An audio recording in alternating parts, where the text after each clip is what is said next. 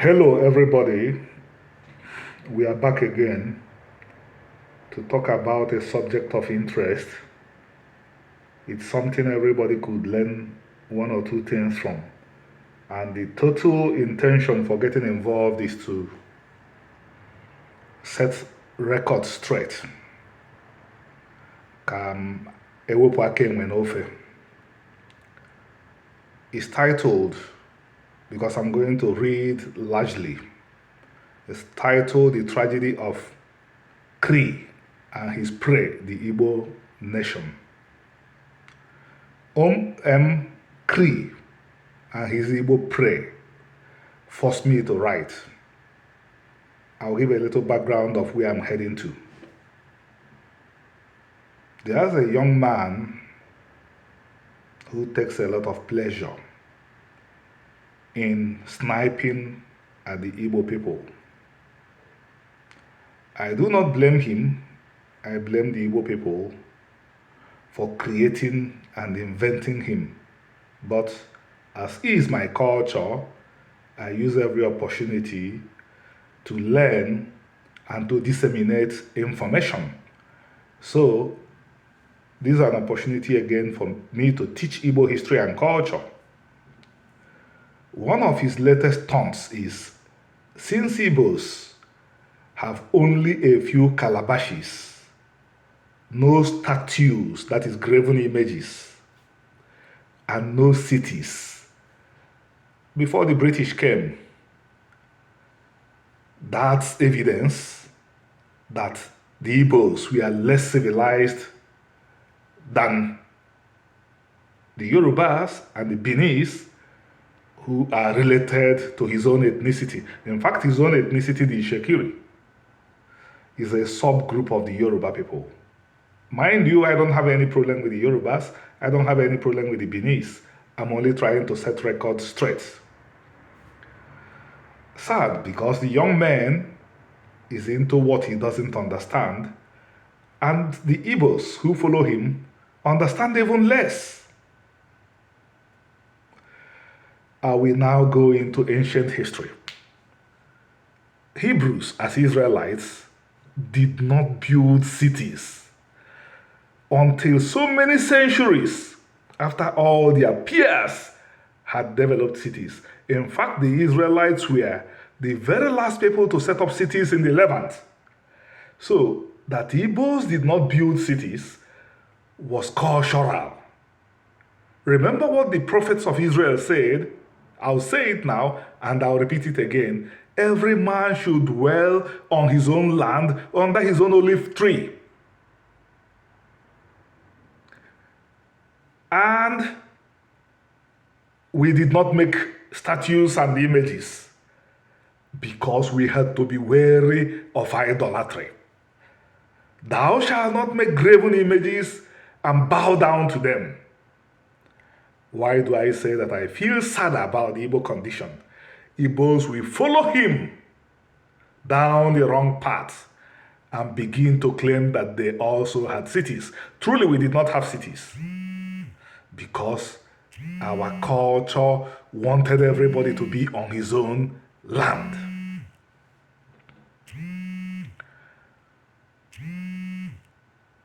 That's why we did not have much of what you would call artwork. Unfortunately, some Igbos, very, very nihilistic in the present time. You know what nihilism means? Nihilism is people who don't want to rebuild, they simply want to destroy. They are the nihilists. They are bent on self-destruction.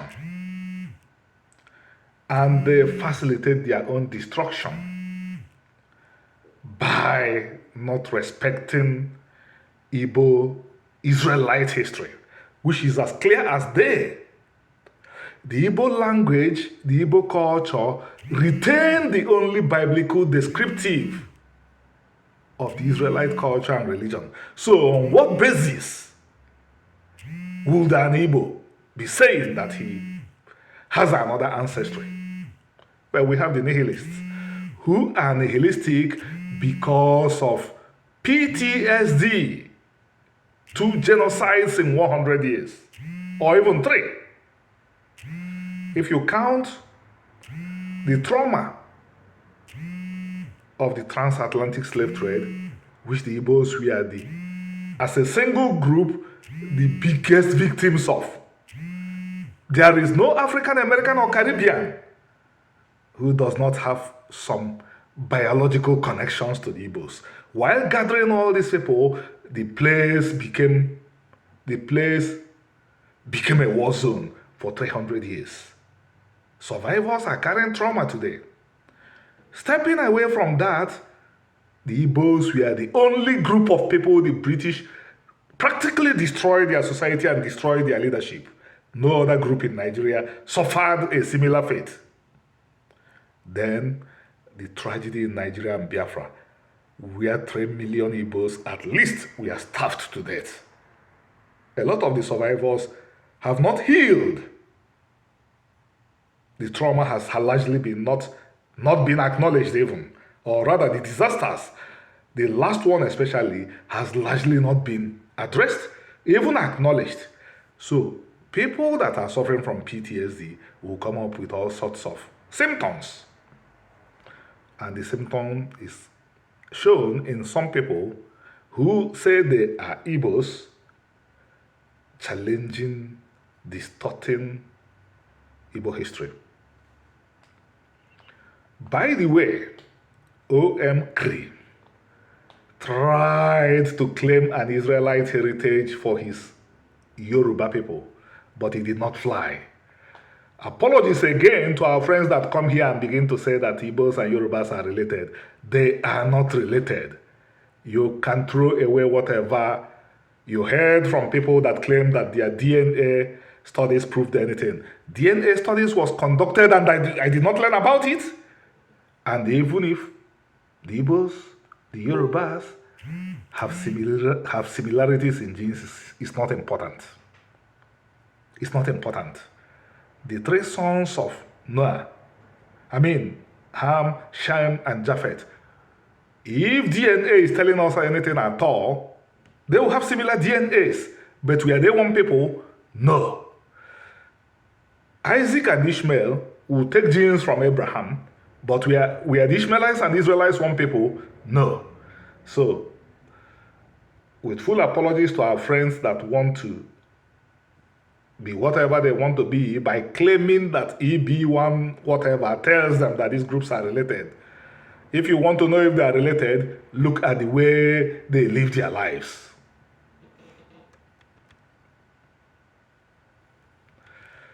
Om-kri has denied that Igbos came from Israel, but every taunt, every mockery of his says that Igbos are Israelites. The other time he acknowledged that his people enslaved Igbos because Igbos didn't have kings and armies to defend them. Ancient Israel didn't build cities or raise kings until many centuries after all their peers and neighbors had done so. Edom, the half-brother of Israel, had kings for centuries, many centuries, before the Israelites introduced the aberration of kingship when Samuel led them. I can't recall seeing one statue, one image in the whole of modern Israel. Statues rose in Igbo land after Christianity was imposed on Igbos. Before Christianity, there was none, because the people had to be afraid of idols. Had Britain not entered Igbo land, there would be no cities in Igbo land. Every Igbo would have been living contented on their own land. Uniquely in Nigeria, this is the ethnic group where everybody is entitled to a plot of land, or 2 or 3. Among the Yorubas, the land is owned only by the kings. That was the prayer of the prophets of Israel, that everybody would be on their land. That's why we did not build cities. Cities, by the way, rise up to break up the lower classes. That's what cities do. Cities are not good things. They are evidence of retrogression. But lost Igbos, we follow this fellow into lying that we had cities. We didn't have cities. And I've seen a trend where the wealthiest of the wealthy in the advanced world are moving away from the cities into the forests, tearing up lands, wanting to live as close to nature as possible. But in Nigeria, the narrative sold is that the village is the wrong place, that the right place is the city, where you cannot draw in one breath of fresh air. Where you have people who claim to be sons of the soil because their lands had been stolen, their lands had been bought. So, being landless, they become what you call area boys. They terrorize the populations. These lands we are taking away from them in order to develop and build cities. The same Igbos who suffer from PTSD are inventing tales about ancient kingdoms to be like Om-kri, while Om-kri would prefer to be Israelite like them. But of course he can be. Non-Nigerians could continue spreading tales about this or that group. The Israelites have a distinct culture. If you don't have the culture, you are not a descendant of Israelites. You could even claim to be one, but at the end of the day, you can't live by Israelite culture. And by the way, I am saying that being Israelite is not superior to being Yoruba, to being Ashanti, to being Akan, to being anything. They are all ethnic groups. And no religion or culture is bad insofar as only the owners of the religion or the cultures practice them. Unfortunately, Igbos outside of men and defenders are not using their Israelite heritage to understand the world and their history.